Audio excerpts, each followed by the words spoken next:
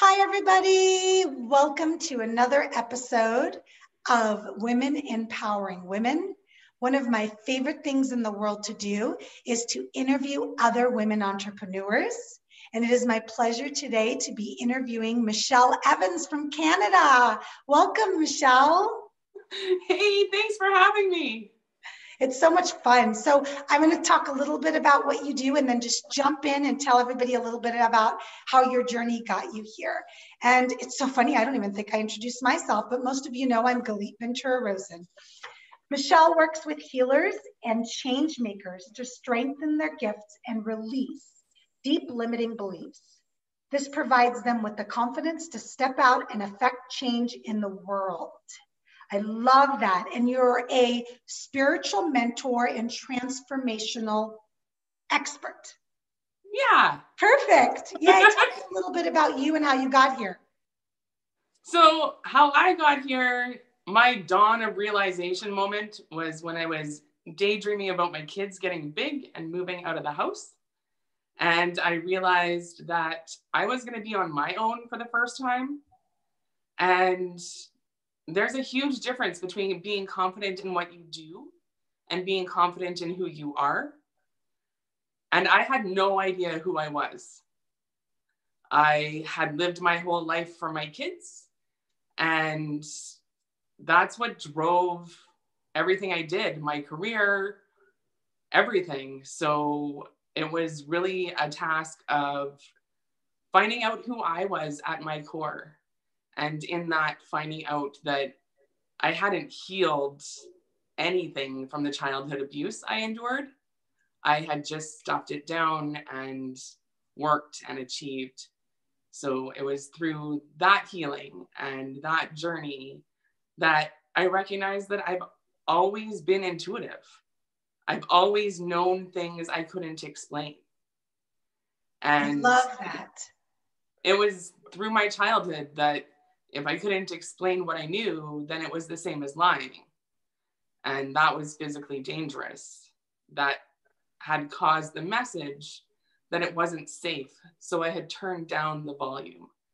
And I really set out on a journey to crank that volume back up to heal my inner wounds and then be able to help others heal theirs. Wow, that is so powerful. I want to stop for a second before we even start talking about the amazing topic we're going to be talking about today, which really is about your intuition, how to know what it is, tap into it and so on. But something about your story, first of all, I think so many people watching can resonate with that. Resonate with being a woman, if you've chosen to have children, if you've chosen to have a significant other, if you've chosen a path that maybe just kind of showed up and you continued on it, and then one day you almost wake up and go, wait, things are changing, I better look at myself. So I could see that as being such a common thing in women, for sure. But I think more than anything, what I love is that you said, and I think a lot of women watching could really resonate with this too, Michelle, you turned down the volume. And I love the way you said that. I always say, turned down my light. So you turned down the volume so you wouldn't hear, in a sense. A lot of women, as myself, also when we were younger, turned down the light so we wouldn't shine so bright. So to me, it seems really similar. Yeah, absolutely. And I think a lot of that has to do with the people around us, what's expected of us, following a certain path. Like you said, it was dangerous because you felt things that you couldn't explain. And then, of course, that was frowned upon. So when, can I ask, because I'm so curious, when did this journey start for you where you really started embracing? About 7 years ago now. Yeah. Michelle, my journey started about a little over 7 years ago too. I wonder if there was something in that year, because that was the year for me too, where it went. Do you know how I explain it, Michelle? You might like this. I explain it that I lived in a bubble, and then somebody came to my bubble and burst it with a safety pin. Yeah, that's what I awesome. Yeah. How do you explain yours? I just say I burnt the box. Like in life, we're handed so many boxes to fit into, all the things that you have to do, all the things you should do, what's acceptable, what's not. And it was really a deep inner journey to discover what I accepted versus what I was told. And so I burnt a lot of boxes.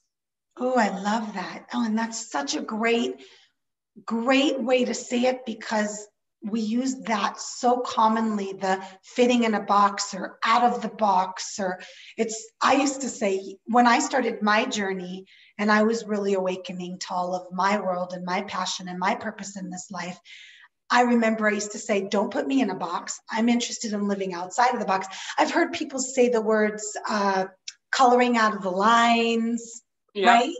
There's so many different ways. So I love that you said that. Burnt the boxes. I'm going to have to really let that soak in later. I love it. I love it. So let's jump in a little bit into what you want to share with everybody watching today in the topic, because I love it. Our intuition. So share with us first and foremost, before we even get started, what does that mean? Oh, it can mean so many things. So intuition is kind of a blanket term that is used to cover gut feelings, is another super common word. Really, it is the way that you're connected to your spiritual support team. Okay. So that can look different for different people. For me, I've always known things that I can't explain. For some people, they hear things. For other people, they see things. There's a lot of people identifying as empaths right now, which I am also, but there's two variations to being an empath. One is that you can feel the emotions of another. Mm-hmm. And the other is that you can actually feel the physicality of another.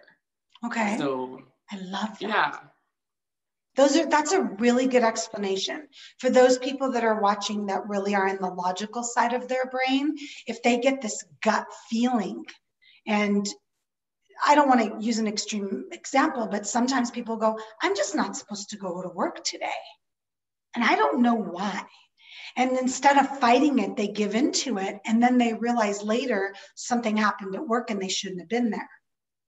So that would be the gut feeling, the logical side, or better yet, maybe not even, because they can't explain it. But then the spiritual side, and I always love talking about both sides, because some people believe in both, some people believe in one, is you just feel something. I'm really funny because I also am very connected to that side of me. And in this journey in the last almost 7.5 years, I've opened up this world that I didn't even know existed. No, that's not true. I go with what Michelle said. We knew, but we maybe didn't understand, or we didn't allow it or open up to it. And I love how you said, I opened myself up, I allowed it. But I know that there are times, silliest things, Michelle. The other day, there was something on the ground, and we just moved into our house, and there was something on the ground upstairs, and something told me to pick it up, and I didn't listen. And it was so silly. But then 10 minutes later, it was ripped open and the puppies had gotten into it. Yeah. Something that is like the simplest example that I could give. And that happens to me much bigger, but it's so much fun when you almost test it. You're like, I'm just going to leave that there and see if something happens. And then later I come across and I go, oh no, they ripped it up. I should have picked it up. Simple example, right? Absolutely. Yeah. And everyone has that gut feeling, that connection, even as simple as when you feel like somebody's watching you. Yeah. And every single time you will turn around and find somebody watching you. That's a really good, simple example of it. It's an energetic transmission. Yes. Or when the phone, oh my God, the phone. Michelle? Oh, well, that's the other thing, right? Everybody has a telepathic ability, which your logical people are going to shrink at. Yes. But it's true. time and space are only a concept. And the phone is the best example ever. How many times do you think someone's going to call you and then the phone rings? Yeah, or you're thinking of somebody all day and that night they called. Yes. Oh my God, that used to freak me out. And for me, it would be associated sometimes with people I hadn't heard from in forever. And then I'd get a text. No, and sometimes I wonder, you're going to have fun with this, and then we're going to jump into the topic so we don't run out of time. But sometimes I wonder if it's manifesting versus intuition, because I'm also a big manifester. What do you think about that? Pardon me. I tend not to use the word manifest personally, because somehow it's gotten associated with like magically pulling things out of the air. Oh, no. I mean it, putting the energies out there and attracting. Well, and that's exactly it. It's co-creation. Yes. Right? It's putting out what you want and being willing to do the legwork. Oh my God, not just the light work, but also the logical work too. People, I used to joke and say, if you're dreaming about the perfect guy and you think sitting at home and manifesting it and doing absolutely nothing, more than likely he's not going to show up at your door. And I use that example a lot. You kind of need to go out and try meeting people and go to events and maybe go online dating, because that doesn't work that way. I think that's the magical piece you were talking about. Yeah. It's kind of like looking for a job. Like you actually have to go and hand out resumes. Yes. You can't just sit on your couch and expect it to magically appear. Yes. Yeah. Oh, I love that. Okay, so let's jump in, because I want everyone watching today to walk away and really understand a few ways that they can tap into their intuition and really listen to it. That to me was so important when you said that was what we were going to talk about today. Yeah. So the first thing, like I talked about, everybody has their own spiritual connection, like their strength. I look at it a lot like learning styles. Right? You have one dominant learning style and you can improve the rest, but you have one that dominates naturally. Sure. So in order to go back to that, because you've never really lost it, it is a matter of going back to your childhood.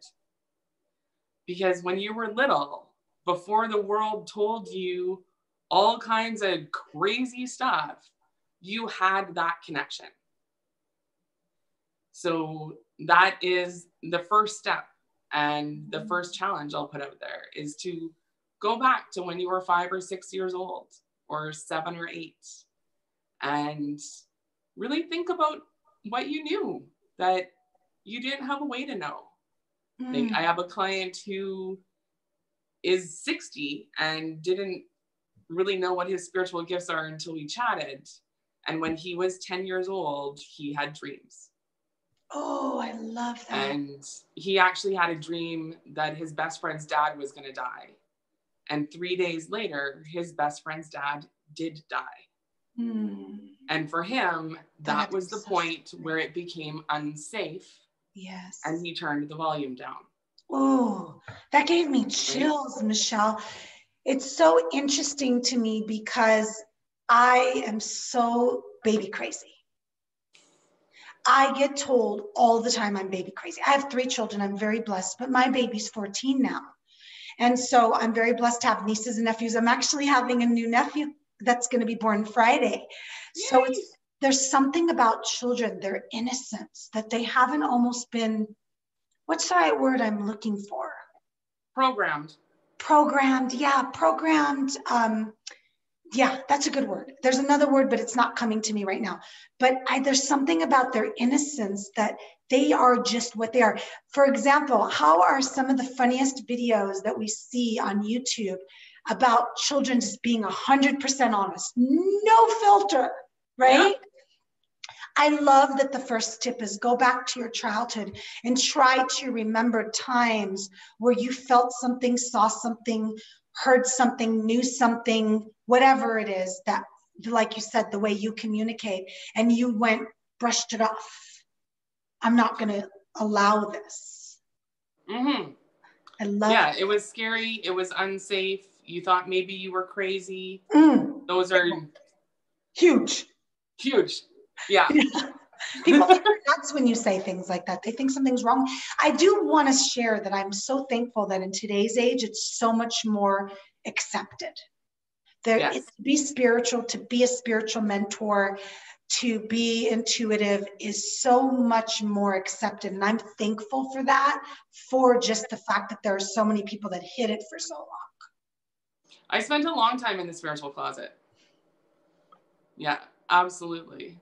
So what else can we tell them? What else can we share? The second step is gratitude, because it is a relationship. Yes. So if you were in a partnership where you did everything for your spouse and there was no acknowledgement, then it's going to become ho-hum. It's going to dissipate. So gratitude is the most important game changer ever. And often I love to sit and think about the things that I take for granted. Oh, I love that. Even like, especially if you're having a hard day, it's really easy to complain and be sour about it. But one of my favorite self-care techniques is a hot bubble bath. I hear that a lot, actually.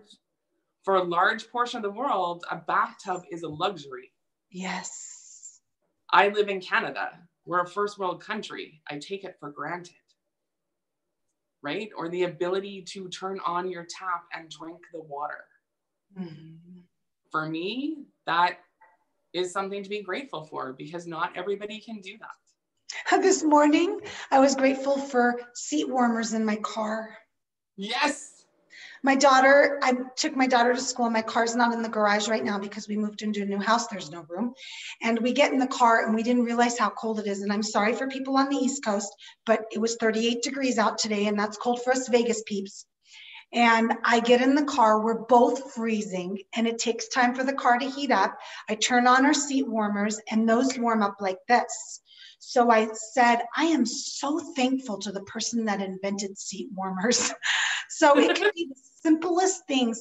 I sometimes, Michelle, will get in the shower and be so thankful for hot water. Yes. And so thankful for that time that I can just let the water cleanse me. I know it sounds silly to people maybe that are watching, but we don't recognize in a world that we're so blessed to live in that the simplest things other people will never, ever have in their lifetime. And when you show gratitude, I think what Michelle's saying is you open the door to your intuition, and you open the door actually to more good stuff. Well, and that's it. Where you focus your energy is what you get more of. So when you focus on gratitude, you see more things to be grateful for. So I'm going to ask you a fun question. How do you feel about people that complain? Let me rephrase because I don't want you to say anything bad about anybody. How do you feel in this topic that works maybe not for you when all you're doing is complaining? Is that better? Yeah, for me, I usually shift the conversation, because at this point, I am in control of my energy rather than letting somebody else's energy control me. Love that. And I can shift the energy around me. Love that. So I will talk to people lots of the time that say they're having a crap day and there's nothing to be grateful for. And I'll pose the question, did you have a bed to sleep in last night? Did you have food to eat this morning? Yes. Right? Like when you can go and open your fridge and get something to eat, you are better off than 80% of the population in this world. And people don't realize those numbers. I mean, they really don't. No, and I think that's a human trait. Like, you have to train yourself and practice that. I know nobody does it on purpose. And I know that nobody is like that on purpose. It's just we grew up, thank God, in a world where, or at least a lot of us that are listening today grew up in a world where we have so much. It's hard for us sometimes to recognize. But I was watching a video yesterday, and I'm sure you've seen it, of a man. I think his name is Nick, and I can't remember his last name. He was born without any limbs. And when he was 10 years old, he tried to commit suicide. He didn't think he had any value. And today, he's a motivational speaker, and he's spoken in front of hundreds of thousands of people. He's actually spoken in front of a group that was 100,000 at one speaking event. He made his life to be, and he got married. He has 4 children. He has his own business. He swims, snowboards, surfs.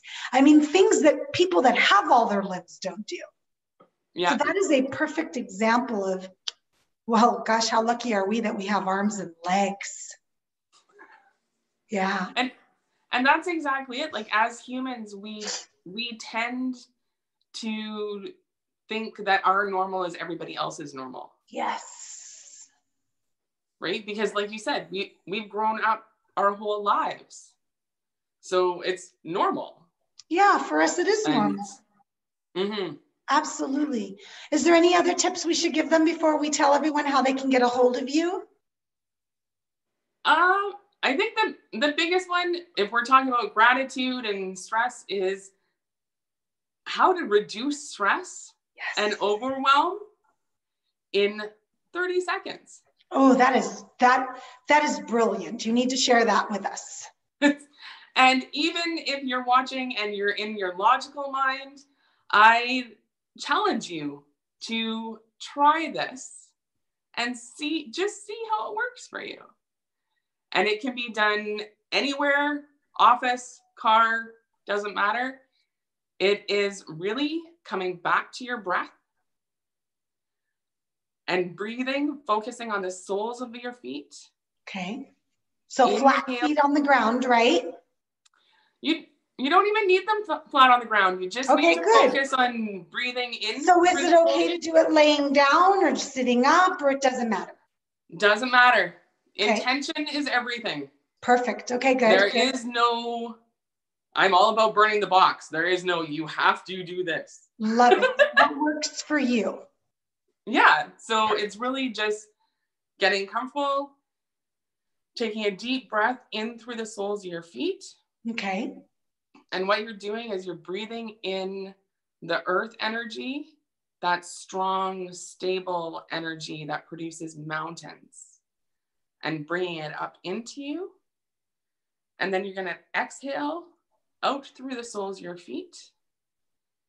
Anything that is not serving you right now. And when you exhale, you offer it back to the earth, who is amazing. She literally takes shit from the garden and produces healthier plants. So she can handle anything that you want to get rid of. I love that. And it is just 3 breaths. Inhaling. And honestly, it's really about that stopping, that being in the moment, that, oh my gosh, I giggle and I tell people all the time, please breathe. And they laugh at me. They go, what do you mean? If I stop breathing, I'll die. I go, no, you're not breathing. You're breathing to survive. Stop and breathe. And so I love that 30 seconds. So take 30 seconds. Everybody can do it. 30 seconds when you're feeling stress, anxiety, or just to start out your day. What a great idea, Michelle. Just stop and follow what Michelle said and give it a shot. Oh my gosh, for me, even just doing it for 2 seconds, it felt good. Yeah, even 3 deep breaths will change instantly your entire day. Beautiful. Oh, I love it. Michelle, how can everybody get a hold of you first? And please tell them what you work with your clients. So if they're interested, they can get a hold of you to talk to you about hiring you. Yeah, so the work that I do with my one-on-one clients is really about reconnecting to your spiritual gifts and your intuition. Because when that happens, you know the next step. You don't have to second guess and stumble your way through. And it is about digging up those really deep-rooted stories that are preventing you and holding you back. I work with clients a little bit different because every limit that you hold in your mind stems from a trauma held in your energy field. And so we tag team. We do mindset and energy healing. Mm-hmm. And that allows us to see exponential results. Oh, I love that. And how can they get a hold of you? You can email me at, for this group, I'm going to say Michelle at rocksolidlove.ca. And anybody who's interested in chatting more, I'll throw in a 1-hour session if you want to just book that. Oh, that's wonderful. So great. So the best way to get a hold of you is through email. Yes. Perfect. Yeah. Thank you so much, Michelle, for all the wonderful, amazing tips today. I think the world is such a fast place, and it's so important to be able to slow down. So I think the methods and the ideas that you gave really gives them a way to slow down, as well as to recognize that we all, no matter who we are, have that gut, that intuition, and it's so important to listen to it. So thank you so much for letting me talk to you today. Oh, and thank you so much for having me. I do believe that together we can change the world. It's all about love and acceptance and connection. And I love that. I'm so grateful to connect with you today. Thank you, Michelle. And thank you for watching another week of Women Empowering Women. I am Galit Ventura Rosen, and have a wonderful day.